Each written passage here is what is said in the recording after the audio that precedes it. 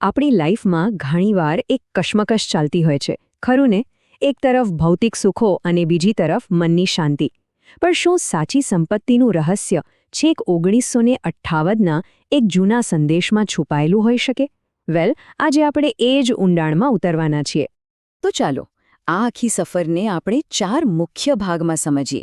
પહેલાં આપણે જોઈશું બાહ્ય દોડની નિરર્થકતા, પછી સંતોષની દિવ્ય મશાલ, એના પછી ગુરુદેવનો અમર સંદેશ અને છેલ્લે આંતરિક વૈભવ માટેનો સંકલ્પ. તો આ આખી વાતને સમજવા માટે ચાલો એક કાલ્પનિક પાત્ર લઈએ, રોહન. રોહન એટલે જાણે આપણા બધાનું પ્રતિબિંબ, જે ખુશીની શોધમાં ભૌતિક વસ્તુઓના એક મોટા રણમાં ભટકી રહ્યો છે. અને આ જોઈને એક સવાલ મનમાં જરૂર આવે કે આખરે આપણે બહારની આ ચમકદમકમાં શું શોધી રહ્યા છીએ? જુઓ રોહનને, એ સોનાના સિક્કા પાછળ ભાગી રહ્યો છે, પણ જેમ જેમ એની સ્પીડ વધે છે એમ જ એના સિક્કા એનાથી વધુ દૂર ભાગી રહ્યા છે. જુઓ, આ ચિત્ર બધું જ સ્પષ્ટ કરી દે છે. એક તરફ બાહ્ય સમૃદ્ધિનો દેખાડો છે, ચીજવસ્તુઓનો ઢગલો, અને બીજી તરફ અંદરથી એકદમ ખાલીપો. આ એ જ રસ્તો છે જે કોઈપણ વ્યક્તિને, ભલેને એ અબજોપતિ હોય, પણ અંદરથી એક તરસ્યો ભિખારી બનાવી દે છે. અને અહીં જ આપણને પહેલો અને સૌથી મોટો પાઠ શીખવા મળે છે કે ભાઈ, બહારથી ગમે તેટલી વસ્તુઓ ભેગી કરી લો, એ ફક્ત એક મોહરું છે. એ તમારા આંતરિક ખાલીપાને, તમારી અંદરની ગરીબીને છુપાવી નથી શકતી. મતલબ કે સાચી ગરીબી એ નથી કે ખિસ્સામાં પૈસા નથી. ના, સાચી ગરીબી છે અસંતોષ. મનની અંદર જે સતત ઓછું છે એવી જે લાગણી છે ને, એ જ સૌથી મોટી ગરીબી છે. તો સવાલ એ છે કે આ અનંત દોડમાંથી બહાર નીકળવાનો રસ્તો શું? વેલ, આપણી વાર્તામાં હવે એક જબરદસ્ત ટર્નિંગ પોઈન્ટ આવે છે. એક એવો વળાંક જે રોહનના આખા સંઘર્ષનો ઉકેલ બતાવે છે. અને એ ઉકેલ છે સંતોષ. પંડિત શ્રીરામ શર્મા આચાર્ય પોતાના 1958ના સંદેશમાં કહે છે કે સંતોષ કોઈ એવી વસ્તુ નથી જે બહારથી ખરીદી શકાય. એ તો આપણી અંદરની જ એક ડિફોલ્ટ સિસ્ટમ છે, આપણો મૂળભૂત સ્વભાવ છે. એટલે કે સાચી અમીરી તમારા બેંક બેલેન્સમાં નથી, પણ તમારા વિચારોની ઉમદાતામાં છે. જે ક્ષણે કોઈ વ્યક્તિ અંદરથી અમીર બને છે, પછી આનંદ શોધવા ક્યાંય જવું નથી પડતું. એ તો અંદરથી જ ફૂટવા લાગે છે. અને પછી જીવનનું જે રણ જેવું લાગતું હતું, એ જ એક હર્યોભર્યો બગીચો બની જાય છે. અને આ વાત કેટલી ઊંડી છે કે જેનું મન મોટું છે એ જ ખરેખર મહાન છે. સાચી મહાનતા અને સાચી સંપત્તિ પાકીટના વજનથી નહીં, પણ મન અને વિચારોની વિશાળતાથી મપાય છે.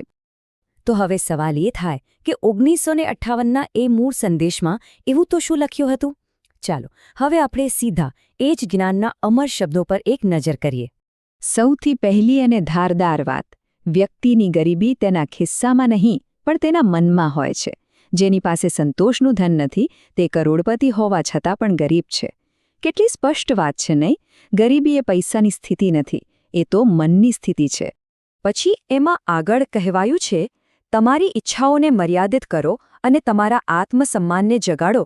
જે પોતાની સંપત્તિ બીજાઓની સેવામાં વાપરે છે, તેનો આંતરિક ખજાનો ક્યારેય ખાલી થતો નથી.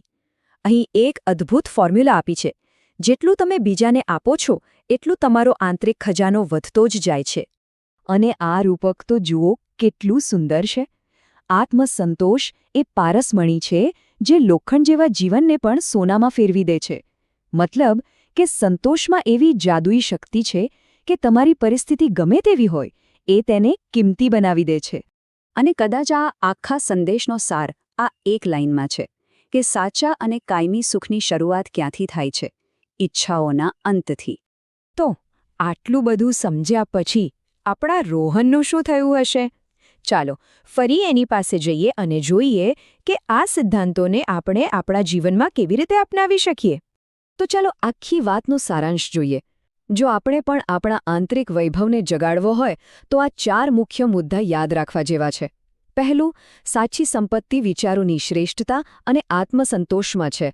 બીજું, વધુ મેળવવાની આંધળી દોટ એ જ બધી માનસિક અશાંતિનું મૂળ છે. ત્રીજું, સેવા અને પરોપકારથી આત્માનો વૈભવ વધે છે. અને ચોથું, જ્યારે આપણે વર્તમાનમાં સંતુષ્ટ હોઈએ છીએ, ત્યારે સુખ માટે ભાગદોડ કરવી જ નથી પડતી, એ સહજ બની જાય છે. ટૂંકમાં આખી વાતનો સાર એટલો જ છે કે આપણો જે મૂળભૂત સ્વભાવ છે, આપણી જે ડિફોલ્ટ સેટિંગ છે, એ તો સંતુષ્ટ અને શાંત રહેવાની જ છે. સુખ ક્યાંય બહાર નથી. એ ખજાનો તો આપણી અંદર જ દટાયેલો પડ્યો છે. બસ આપણે એને ઓળખવાનો છે. અને હવે અંતમાં આ એક સવાલ આપણી બધાની સામે મૂકવાની જરૂર છે. શું આપણે બહારની વસ્તુઓ પાછળની આ દોડ છોડીને આપણી અંદર રહેલી સાચી સંપત્તિ તરફની યાત્રા શરૂ કરવા તૈયાર છીએ? આ નિર્ણય તો દરેકે પોતે જ લેવાનો છે.